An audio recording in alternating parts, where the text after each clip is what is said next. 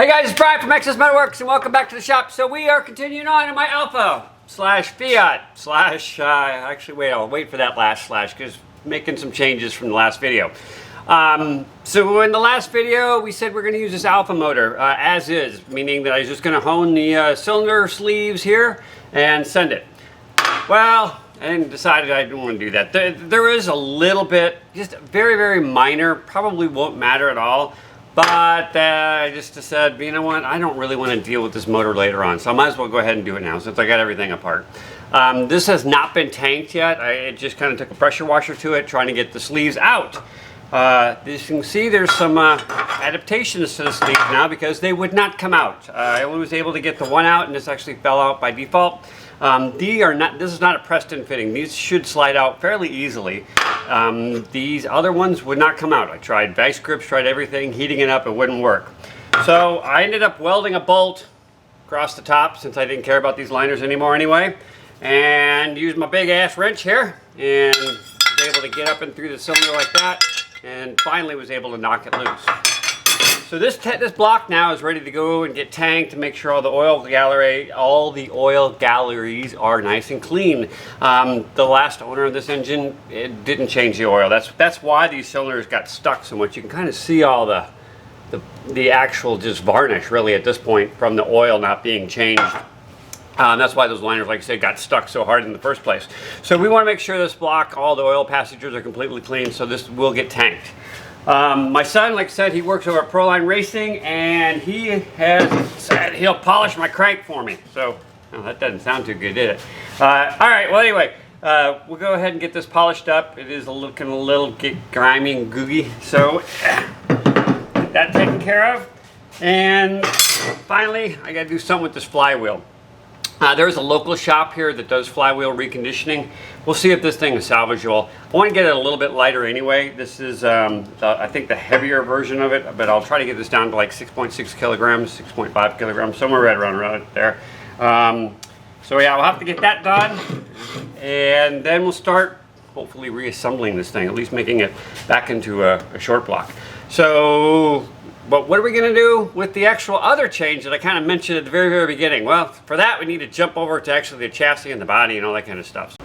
Well, it's back! So if you're not familiar with my channel, this is actually a frame I designed for a car I've actually designed. That car, we are still working on it very, very slowly. Basically, I got budget constraints, i.e. I got no money to work on that right now.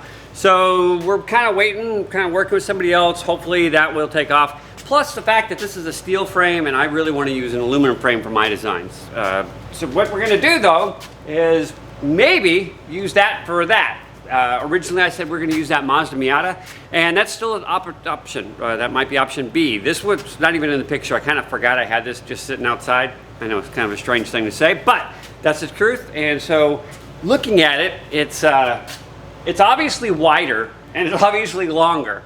So the first thing I'm going to do is chop up this middle section and tack weld it back together again and see if this is even an option. This may be too much. Just for point of reference, this is all Corvette C7, I think, suspension after that, C6 or C7, I don't remember off the top of my head what I did. But that's obviously been changed up. That was actually a cradle I designed in the back there. It's not a stock cradle. That was changed up for the Lamborghini transmission. So I might end up having to make some additional modifications back there. We don't know. Honestly, I have no idea if this is even a possibility. By the tape measure, it's good. I did measure it. We need 10-inch fender flares, which maybe looks stupid, maybe not. We're not sure yet, so I'm not sure yet, I guess. So let's go ahead and cut this thing up, tack weld it back together, try to get the actual body on there to kind of see what we're dealing with, and see if this is even an option. So let's get on to it.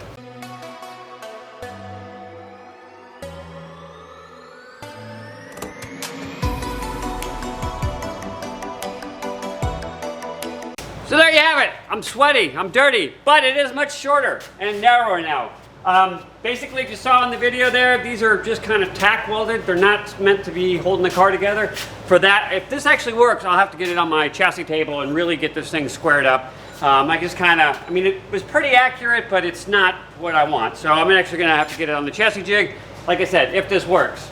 Already looking at it though, these back tires are kind of looking a little bit silly. It looks like a Hot Wheels car right now. So I don't know if they're really going to work or not. I do need to, you probably saw where I was cutting in the, basically the rocker panels there to make sure I could get that on. But I do see some other parts that need to be cut off to get rid of the clearance issues. There's still some wheel wells back there, even though there's no floor pan. Still some parts in there that I need to cut off. So I'm going to cut those off now, and then we'll see if this is actually going to work.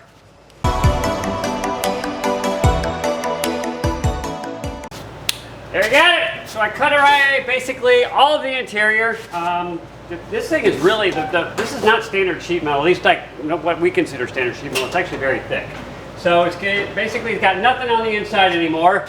And this is the first time we're going to see if this thing actually even can, I have no idea. We'll see what it looks like. So let's go ahead, Anthony. Let's go ahead and try to get this thing onto the actual, move the gantry forward.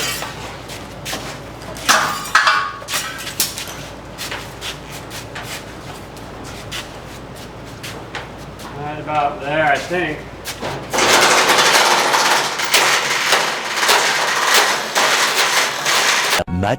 Much later. Hitting the back. Come this way a little bit. Yeah, right there. You're hitting the back right there. See that piece?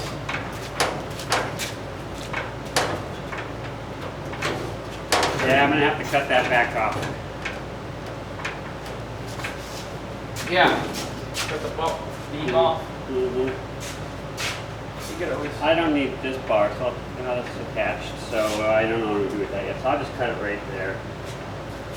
Okay, hold on. Gotta lift it up, do some cutting in the back, and we'll see. It looks, the front actually looks pretty good. The wheel arches are definitely too small, but we're hitting in the back. And obviously, it's probably hard to tell, but the back tire is also going to hit. So I might actually go ahead and start, well, no, I don't want to start cutting those arches just yet. I'm not sure about these back tires just yet. It actually kind of looks good, but we'll see. Actually, I'm going to cut the arch a little bit because 30, even with any other tires, it's going to be too big or too little. Worst case scenarios, I'll use the same thing I've got in the front. So let's take a break and see what we got. So let's try it again. Take two. All right, guys, help me out here. Let's guide this thing on. All right.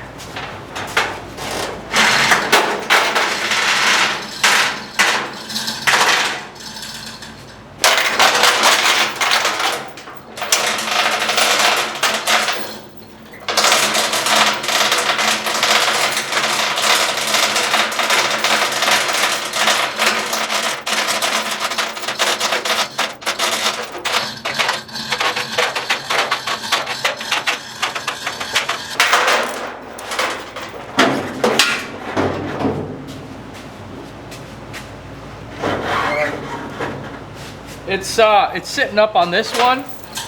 Oh. Can you go anywhere your way? Yeah, it's tight. Okay. Yeah, it's about right in the middle. Look at that. Perfect. Gosh. All right, just sitting on the tire now. You want to push it in? Yeah, it's got to come in just a pinch on this side. It's got to go down a lot more. Yeah. I mean, I'm thinking you're gonna have that friggin' wheel cut up right up to the glass like a Pro Mod. What do you guys think? I think this is a good stopping point for today. I don't know, maybe I get a different angle, different picture or something. It's cool. Definitely needs work. Definitely needs work. So anyway, until next time, I'm Brian, that was Anthony, Cameron's over there. We'll see you. Thanks for watching. Well, I lied. I didn't stop. As you saw from the additional time lapse there, I ended up continuing on because I really wanted to see how this body was going to fit. I knew, trying to get it all the way into the frame. And as you can see, hopefully you can see, the frame is actually, or the body is actually sitting exactly on the frame, exactly where it needs to. So that's excellent. Everything fits. When I cut this frame, I actually brought it down to the actual wheelbase of the Fiat, which is 78.7 inches. Forget how many millimeters, but that's basically what it is. And so we mocked it up, and I finished cutting out the flares. I kind of like the This actually on the back has this nice flat spot. I like that. So I think we're gonna maybe try to carry that on. The front's gonna be interesting because I need, obviously, I need this tire to travel up. So I don't exactly know what I'm gonna do there just yet. So that'll be certainly something I have to kind of look into. But anyway, now this really is a good stopping spot. So hey, thanks for watching. If you haven't already, maybe consider sharing this video. I'd like to get a little interest in this car. I think it's pretty cool. Hopefully you do too. So until next time, thanks.